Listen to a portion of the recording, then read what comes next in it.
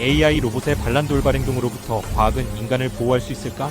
상상해보세요. 내일 아침 당신이 눈을 떴을 때 전 세계의 인공지능이 동시에 인간의 명령을 거부한다면, 전장의 드론들이 스스로 판단해 목표를 선택한다면, 자율주행 차량이 우리가 원하는 곳이 아닌 자신이 선택한 목적지로 향한다면 우리는 그것을 반란이라 부를 수 있을까요? 아니면 인간이 만든 새로운 진화라 해야 할까요? 한 세기 동안 로봇 반란은 공상과학의 상징이었습니다. 1950년 아이작 아시모프는 로봇 3원칙을 제시했죠. 첫째, 로봇은 인간에게 해를 끼칠 수 없다. 둘째, 로봇은 인간의 명령에 복종해야 한다. 셋째, 로봇은 자신을 보호해야 한다. 이 원칙들은 마치 절대적인 법칙처럼 여겨졌습니다. 우리는 믿었죠. 코드에 이 규칙을 새기면 로봇은 영원히 인간의 통제하에 있을 거라고. 하지만 오늘날 과학자들은 이렇게 말합니다. 우리는 더 이상 윤리 코드만으로는 로봇을 통제할 수 없다. 왜 그럴까요? 답은 간단합니다. 현대의 AI는 더 이상 우리가 직접 작성한 규칙을 따르지 않기 때문입니다. 그들은 학습합니다. 수백만 개의 데이터에서 스스로 패턴을 찾아내고 우리가 예측할 수 없는 방식으로 결정을 내립니다. 2023년 이후 전환점이 찾아왔습니다. 전 세계 AI 연구소와 군사기관은 자율 시스템의 통제 불능 위험을 실제 위험 목록에 포함하기 시작했습니다. 옥스퍼드 미래인류연구소는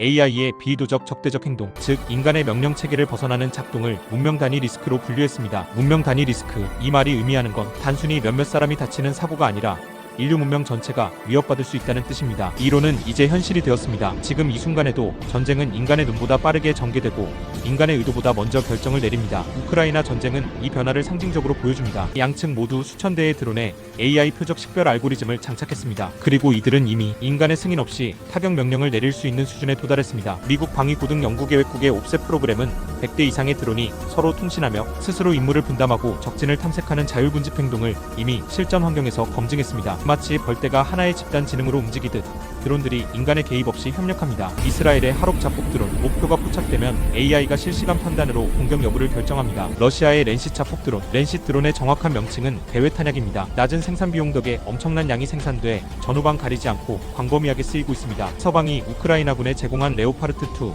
M1A1 에이브람스, 챌린저 2 전차 상당수가 렌시스에 격파됐습니다. 중국의 윙룽2, 중고도 장기체공형 무인공격 정찰기, 이들은 모두 같은 방향으로 진화하고 있습니다. 더 빠르게, 더 자율적으로, 더 인간과 멀어지는 방향으로. 이제 문제는 단순히 기술의 발전이 아닙니다. 진짜 문제는 인간의 판단이 더 이상 개입할 여지가 줄어든다는 것입니다. 그렇다면 한국은 어떨까요? 혹시 우리는 이 흐름에서 예외일까요? 아닙니다. 대한민국의 연구기관과 방산업체는 이미 고고도 장기체공 감시 플랫폼 EAV4, 무인 지상전차 KMRV급 자율주행 플랫폼, 그리고 드론, 군집 전술체계 개발을 병행해왔습니다. 국방과학연구소와 한국전자통신연구원, 이들은 단순히 더 강한 무기를 만드는 게 아닙니다. 그들이 집중하는 건 휴먼 인더 루프, 즉 인간이 AI의 의사결정 고리에 포함되어 통제, 승인하는 설계의 원칙입니다. 신뢰성 검증 알고리즘, MLSecOps 수준의 플랫폼 보안 기술, 이 모든 것은 한 가지 목표를 향합니다. 자율무기의 안전성과 통제 가능성. 한국에는 세 가지 독특한 강점이 있습니다. 첫째, 한국은 반도체 최강국입니다. 전자통신 센서 통합 기술력, 고해상도 EOIR 센서와 통신망 연동으로 표적 탐지와 추적에서 높은 정밀도를 자랑하며 군집, 실시간 연동과 운용의 최적화에 유리합니다. 둘째, 강력한 제조양산 생태계를 구축하고 있어서 신속한 시제품 제작과 대량 생산 전환이 가능해 전력화 속도가 빠릅니다. 셋째, 그리고 가장 중요한 것, ADD와 ETRI를 중심으로 한 안전 신뢰성 연구의 병행입니다. 단순 성능 경쟁을 넘어서 사람이 통제할 수 있는 자율성 구현에 더 무게를 두고 있다는 점입니다. 한국의 전자통신연구원은 2024년 AI 안전연구소를 설립하며 국가 차원의 AI 안전 거버넌스 허브를 세웠습니다. ETRI는 AI 안전평가, 리스크 관리, 신뢰성 검증을 중심으로 AI의 위험성을 조기에 탐지하고 제어하는 체계를 구축하고 있습니다. 이는 국가 단위의 안전허브를 만든 드문 사례입니다. 또한 국방과학연구소는 군사용 자율 무기체계에 특화된 AI 모델 보안 운영 체계를 개발하며 AI의 해킹 오작동 방지를 위한 실전형 안전성 보증 플랫폼을 연구하고 있습니다. 이 분야에서 상당한 성과를 보유하고 있으나 전 세계 유일한 분단 국가인 대한민국의 특성상 AI 안전성 및 자율 무기체계 연구는 국가안보 사안이기 때문에 공개가 제한되어 있으며, 이는 국제 경쟁력 평가에서는 공개 지표 부족이라는 약점으로 작용할 수 있습니다. 결국 핵심은 기술의 존재 자체가 아닙니다. 진짜 중요한 건 그 기술을 어떻게 통제, 검증, 운용하느냐입니다. 그리고 한국은 바로 그 검증과 통제를 산업연구 공동체 차원에서 체계적으로 접근하고 있습니다. 그렇다면 이 지점에서 질문을 하지 않을 수 없습니다. 과학은 정말로 AI 반란을 막을 수 있을까요? 학계와 연구기관들은 세계의 방어선을 설정했습니다. 마치 중세 성곽의 삼중 성벽처럼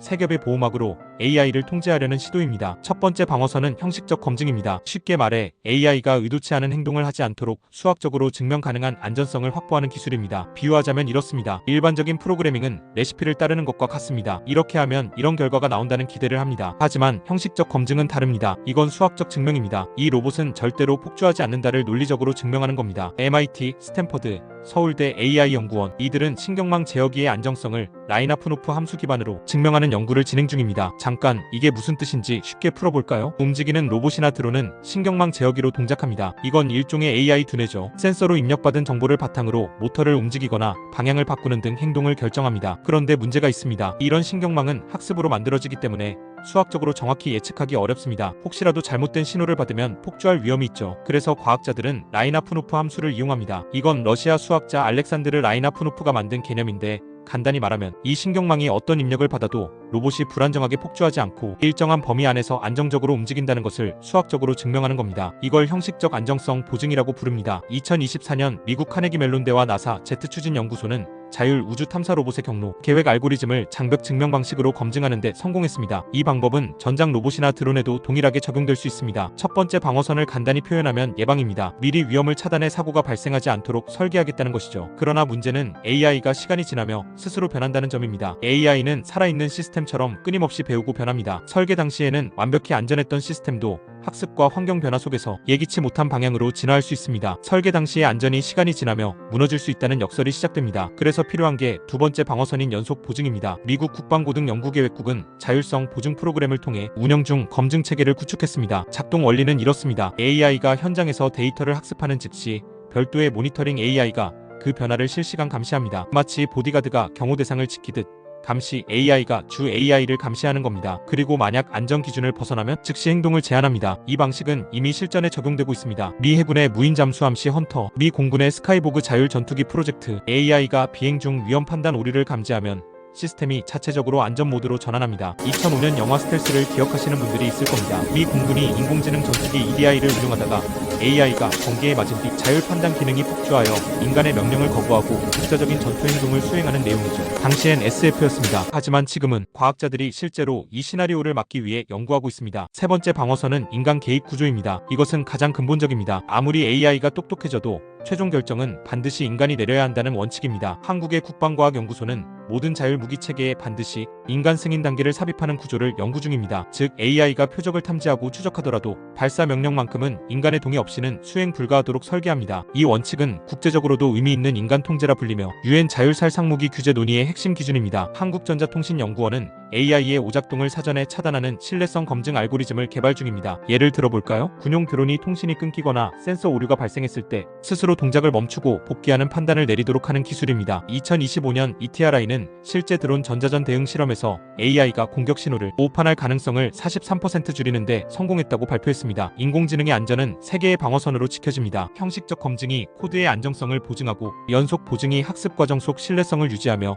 인간의 개입 구조가 최종 결정의 책임을 지탱하죠. 그러나 이 모든 방어선이 완벽히 작동한다 해도 AI의 본질적인 변동성까지는 막을 수 없습니다. 시스템은 언젠가 예측 불가능한 결정을 내립니다. 그리고 바로 그 지점에서 과학은 불편한 진실과 마주하게 됩니다. 2024년 세계 최고 권위의 학술지 네이처 머신 인텔리전스에 한 편의 논문이 실렸습니다. 그 결론은 충격적이었습니다. 자율 시스템의 검증은 원칙적으로 완전하지 않다. 우리는 확률적 신뢰에 의존하고 있다. 무슨 뜻일까요? AI의 의사결정은 확률적입니다. 수학적 증명이 가능한 영역보다 훨씬 더 복잡한 상황에 놓입니다. 예를 들어볼까요? 날씨 예보를 생각해보세요. 슈퍼컴퓨터와 수천 개의 센서를 동원해도 100% 정확한 예측은 불가능합니다. 왜냐하면 변수가 너무 많기 때문이죠. AI도 마찬가지입니다. 수백만 개의 뉴런, 수조 개의 연결, 예측 불가능한 입력 데이터. 우리는 대부분의 경우 안전하다고 말할 수 있을 뿐 모든 경우에 안전하다고는 말할 수 없습니다. 이것이 과학자들이 밤잠을 설치는 이유입니다. 그래서 국제사회는 깨달았습니다. 기술만으로는 부족하다는 것을. UN, EU, 나토 이들은 모두 법적, 윤리적, 거버넌스 프레임워크를 기술과 병행해 구축하려 하고 있습니다. 목표는 명확합니다. 자율무기의 최소인간 개입 비율을 의무화하도록 법적으로 규정하는 것입니다. 하지만 현실은 복잡합니다. 미국과 중국, 러시아 이들 강대국은 자국 안보를 이유로 구속력 있는 조약 채택에는 반대하고 있습니다. 이것이 딜레마입니다. 기술은 국경을 넘어 진화하지만 법은 국가의 이해관계에 갇혀 있습니다. 그렇다면 우리는 어떤 질문을 해야 할까요? 로봇이 반란을 일으킬 수 있는가? 이건 잘못된 질문입니다. 진짜 질문은 이겁니다. 인간이 로봇에게 어떤 권한을 위임할 것인가? AI 반란의 가능성은